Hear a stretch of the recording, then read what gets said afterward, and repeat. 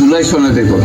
আপনি যদি এই সনদ সমর্থন করেন তবে গণভোটে অবশ্যই হ্যাঁ ভোট দেন। আপনার সিদ্ধান্তেই গড়ে উঠবে নতুন বাংলাদেশ। চলুন আমরা সবাই মিলে এই গণতান্ত্রিক যাত্রাকে সফল করি। ভোটের গাড়ি ঘুরে বেড়াচ্ছে আপনার এলাকায়। আপনার ভোটে এসব গাড়ি দেশের 64টি জেলায় ঘুরে বেড়াবে।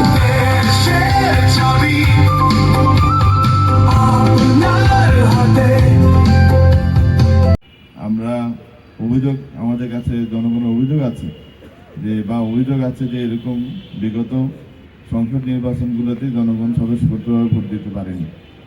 মানুষের যে বেশ কয়েকটি বিগত 3টি সংসদ নির্বাচনে মানুষের যে স্বতঃস্ফূর্ত অংশগ্রহণ, সেটার অংশগ্রহণ যেটা এক্সপেক্টেড ছিল সেটা হয়নি।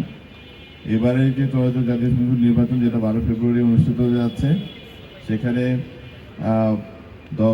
সকল ধরনের মানুষের অংশগ্রহণ আমরা নিশ্চিত করার জন্য কার্যক্রম চালিয়ে যাচ্ছি।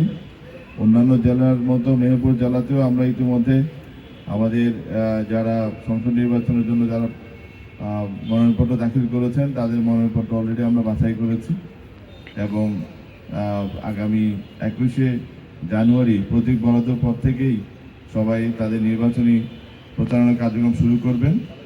আমাদের প্রশাসনের পক্ষ থেকে আমাদের যারা স্টেকহোল্ডার যারা আছেন, আইনশৃঙ্খলা রক্ষাকারী বাহিনী সহ অন্যান্য যারা আছেন, সবাই আমরা নিশ্চয়তা দিতে চাই যে আমাদের পক্ষ থেকে একটা নিরপেক্ষ নির্বাচন অনুষ্ঠানের জন্য আমরা সর্বতভাবে চেষ্টা করব এবং আমরা বদ্ধপরিকর এবং সকল ধরনের মানুষ যাতে ভোট কেন্দ্রে আসতে পারে,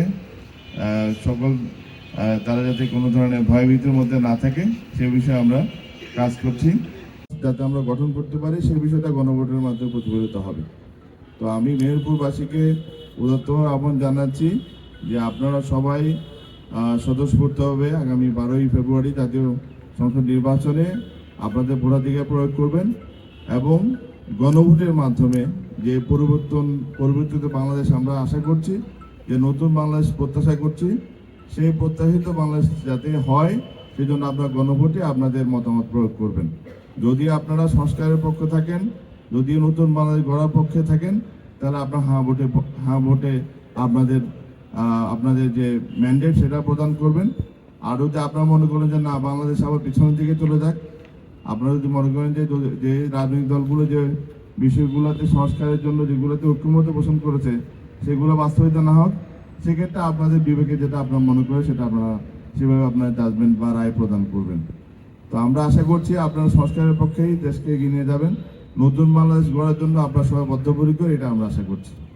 তো এই আজকে সরকারের পক্ষ থেকে যে ভোটের গাড়ি আমাদের জেলায় প্রেরণ করা হয়েছে, আমরা ধন্যবাদ জানাচ্ছি সংশ্লিষ্ট মন্ত্রণালয়কে এবং আমরা আশা করছি এই ভোটের গাড়ির প্রচারের মাধ্যমে আমরা আগামী 12ই ফেব্রুয়ারি যে জাতীয় সংসদ নির্বাচন এবং গণভোট অনুষ্ঠিত হতে যাচ্ছে, সেখানে আমরা কিভাবে আমাদের ভোট প্রদান করব এবং গণভোট কিভাবে প্রদান করব সে বিষয়ে বিস্তারিত নির্দেশনা থাকবে।